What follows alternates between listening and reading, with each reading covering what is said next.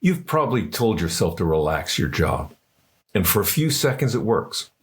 Your teeth separate, your face softens, you breathe. Then 10 minutes later, your teeth are pressed together again. That doesn't mean you lack discipline. It means the clenching started before awareness did. And that's the real problem. Most people are trying to stop jaw clenching after the pattern has already done its work. They notice the sore jaw, the temple pressure. They notice a headache maybe. They notice tooth sensitivity. They notice a tight face at the end of the day. But they don't notice the first moment their teeth touch. They don't notice when the jaw starts to brace during email, traffic, focused work, scrolling, or stress. And that's why the advice to just relax your jaw often fails. It's not specific enough. It tells you what to do after you notice a tension. But what if you don't notice the tension until hours later? That's where jaw clenching retraining has to begin. Not with blame, not with willpower, not with trying to hold your jaw perfectly relaxed all day. It begins with awareness, because you can't change a habit you don't notice. So today we're going to talk about how to stop your clenching your jaw in a way that's practical, realistic, and based on retraining the pattern. We'll cover why clenching becomes automatic, why mouthguards may protect your teeth, but not retrain the behavior, how biofeedback can help close the gap between clenching and awareness, and how to use a simple reset process when you catch yourself doing it.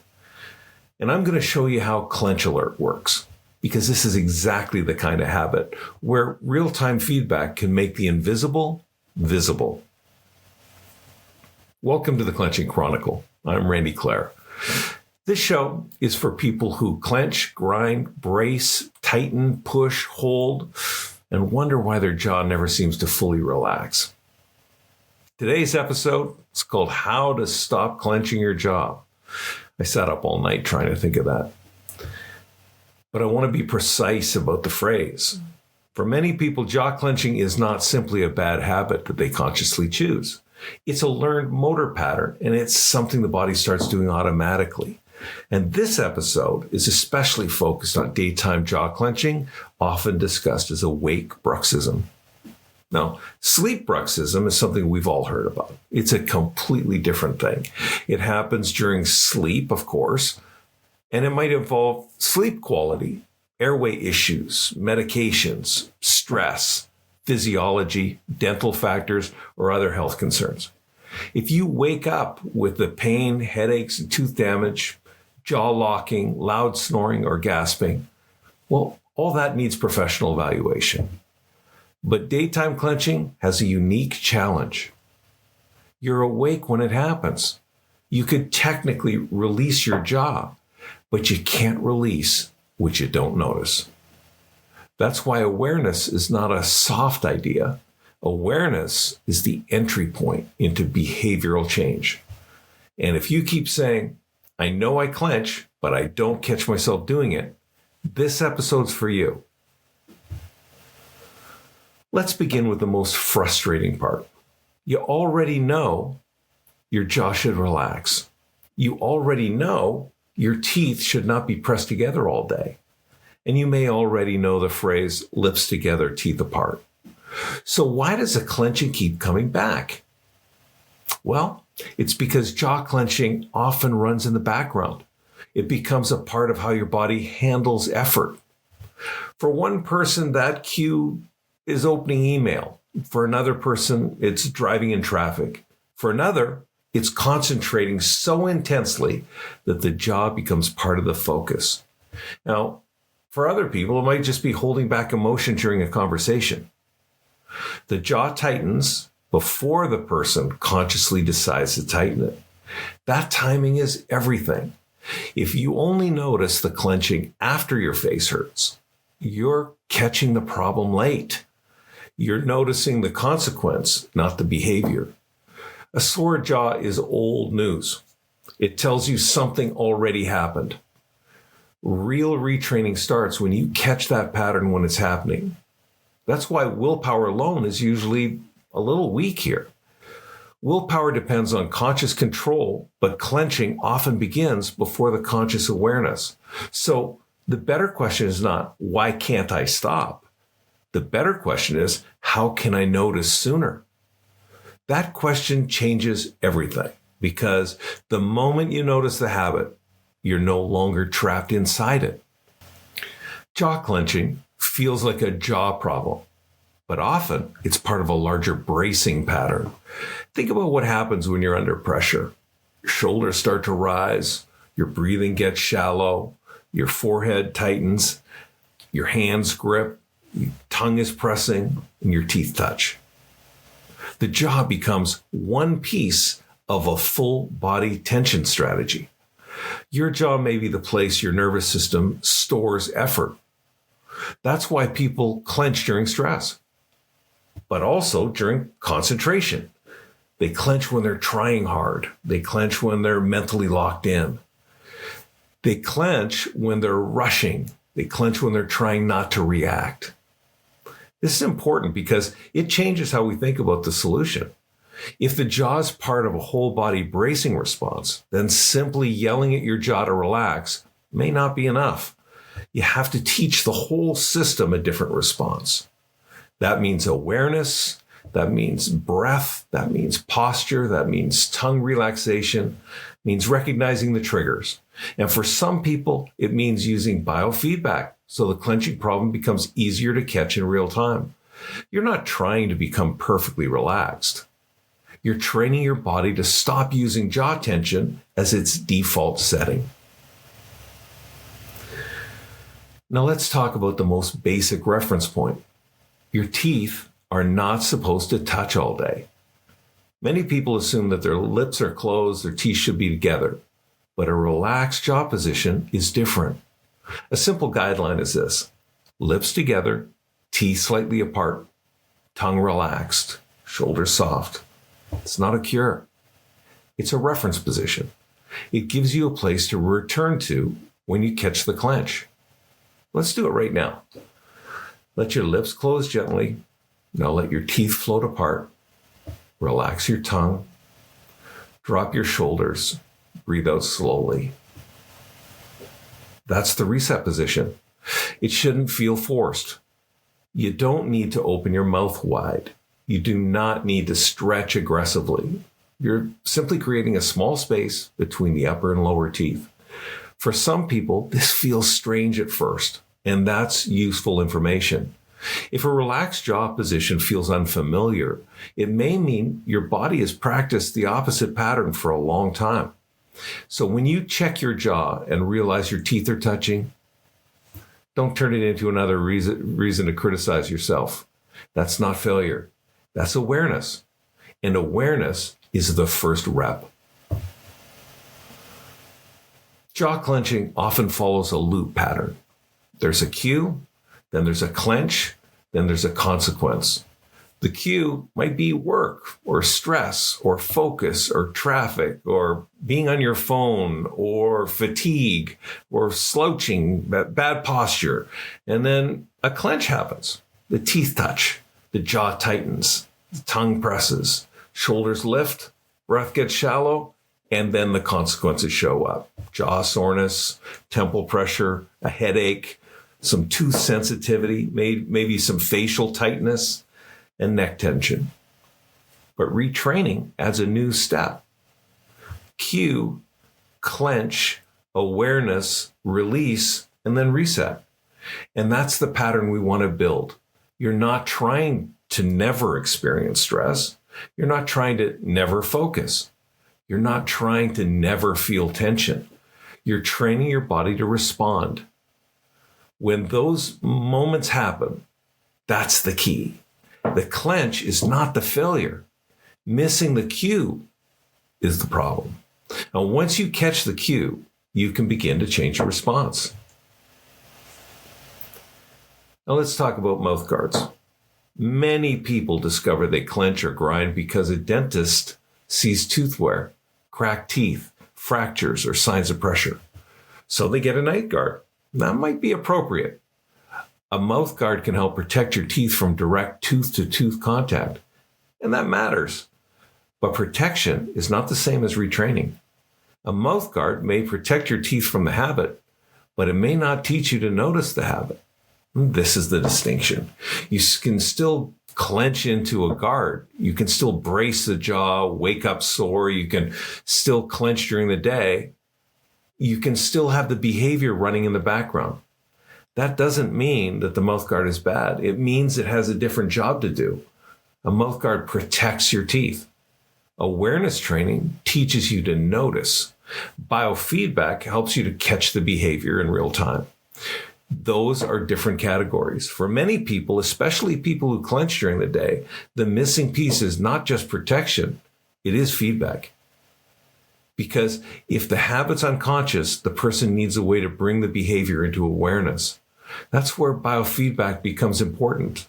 A lot of people start with the reminders, phone alarms, sticky notes, calendar alerts, a note on the laptop that says, relax your jaw, a habit tracker.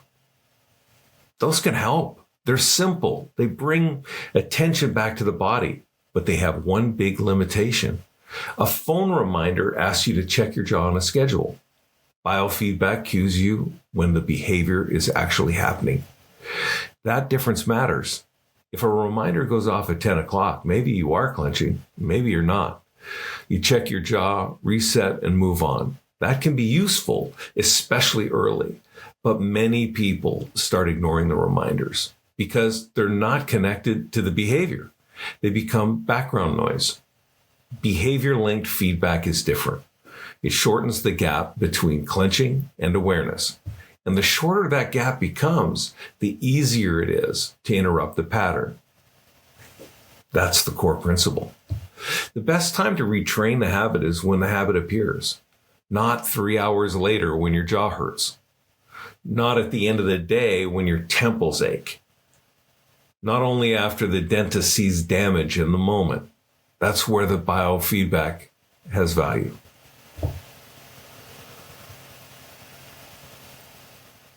Biofeedback gives you information about something your body's doing.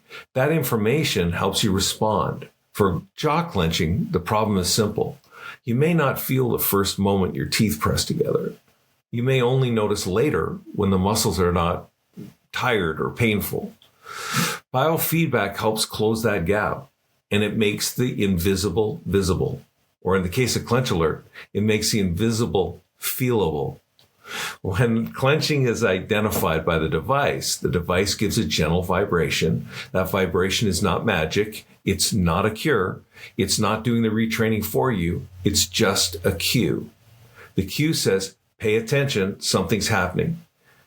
Then you practice the release. That's the training. Clench, cue, release, reset, again and again. The repetition matters because the nervous system learns through repeated feedback. That's why I like this simple distinction. Mouthguards protect. Biofeedback trains awareness. A mouthguard may reduce damage from the habit. Biofeedback helps you notice the habit. Those are not enemies. They're different tools for different jobs. Now, I want to show you what this looks like in real life, because if you've never seen ClenchAlert, it's easy to think of it like a regular mouthguard, and it's not. It's designed as a real-time biofeedback awareness tool. This is my demonstration unit, and of course, you would only use your own device. The purpose is not to force your jaw open. The purpose is not to hold your jaw in some artificial position all day. The purpose is to help you notice clenching pressure in the moment, because, again, the problem for many people is not that they don't understand jaw relaxation. The problem is that they don't catch themselves clenching when it's happening. Watch the difference between knowing you clench and catching the clench while it happens.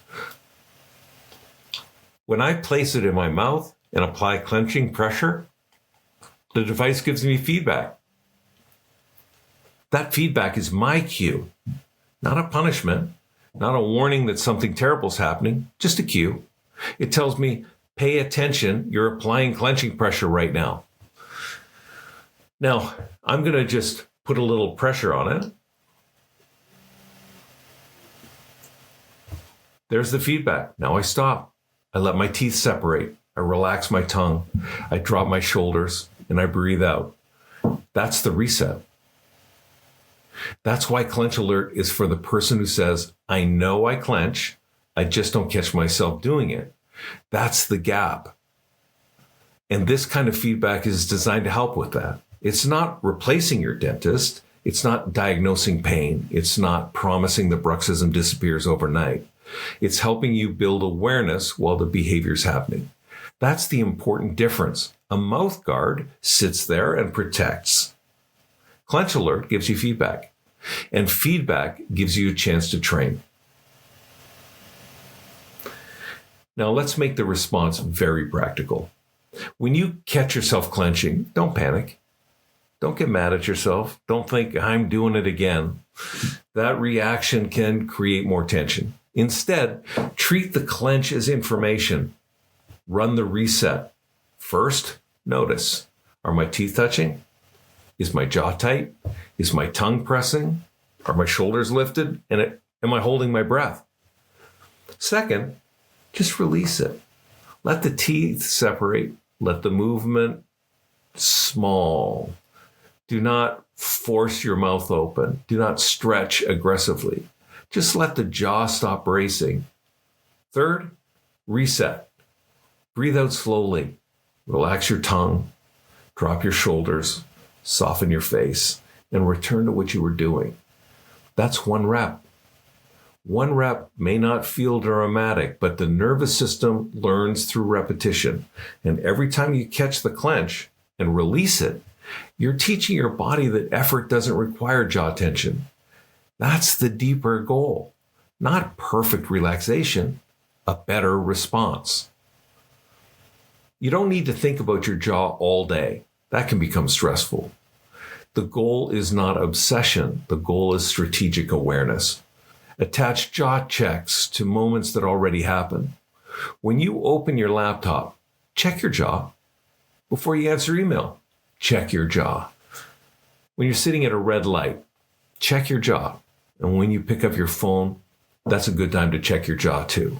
Before bed, that's a good time to check your jaw. See, this is habit stacking. You attach a new behavior to an existing routine. Now here's a simple version. Teeth touching, tongue tense, shoulders lifted, breath shallow, then reset. Teeth apart, tongue soft, shoulders down. Slow breath out. That's one rep. You're not trying to hold a perfect jaw position every minute of the day. You're trying to train your body to stop bracing by default. And that's much more realistic. If you want to stop clenching your jaw, start by studying when it happens. Not with judgment, with curiosity. Common triggers. We've gone through them already. Computer work, phone scrolling, driving, deadlines, anything that causes stress. Caffeine, fatigue, anxiety, poor sleep, high focus work. And one of the most useful questions you can ask is, what was I doing right before I noticed the clench? That question turns random symptoms into patterns. Maybe you clench every time you open your inbox. Or maybe you clench during video calls. Not everyone loves to be on camera. Maybe you clench when you drive. It can be stressful out there. Maybe it happens when you're trying to concentrate. Maybe it happens when you're scrolling at night and your whole body's tired. That information's valuable because once you know where the habit lives, you can train there.